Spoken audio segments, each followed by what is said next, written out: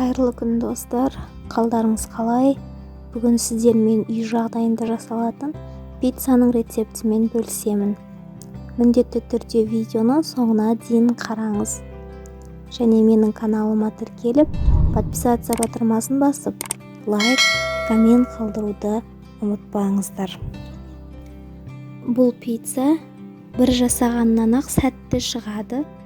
Сондықтан видеоны соңына дейін қараңыз. Бірінші ыдысымызға бір жұмыртқаны саламыз. Үстіне қаймақ саламыз. Қаймақтың проценті өз қалауларыңыз бойынша кез келген қаймақты қолдана бересіздер.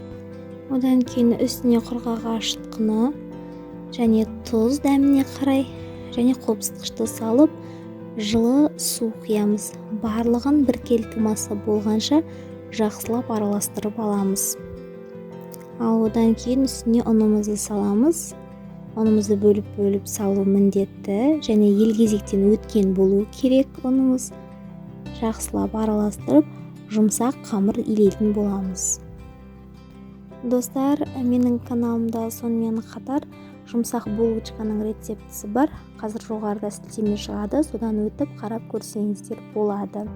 Міндетті түрде менің каналымда сейсенбі, бейсенбі, сенбі күндері жаңа рецепттер шығады. Қапы қалмай төмендегі қоңыраушаны басып алыңыздар. Мінекей осындай жұмсақ қамыр илеуіміз керек.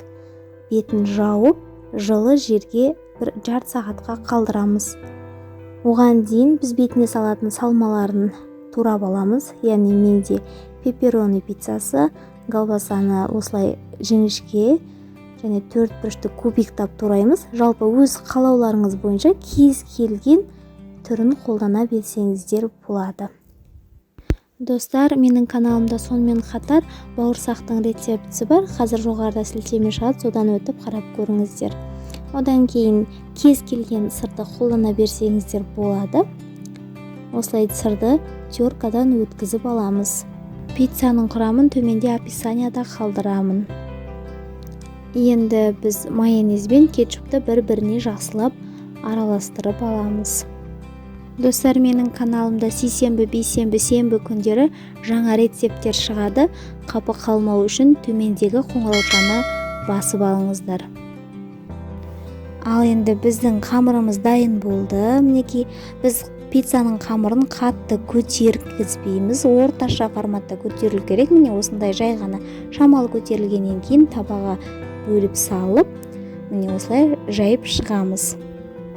Одан кейін осы жайған қамырымыздың үстіне біздің жаңа кетчуп пен майонезді араластырдық.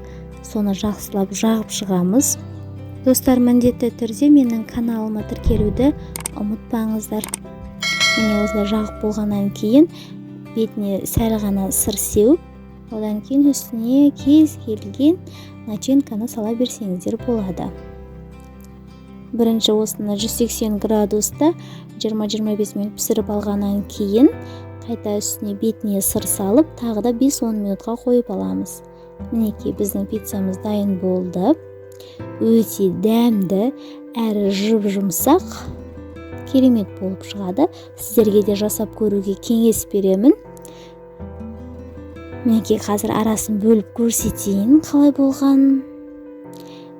Менің бұл жасаған қамырымнан негізі 4 пицца шықты.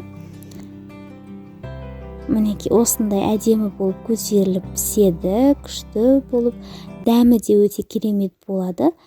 Сіздерге жасап көруге кеңес беремін. Сіздермен болған Әйгерім.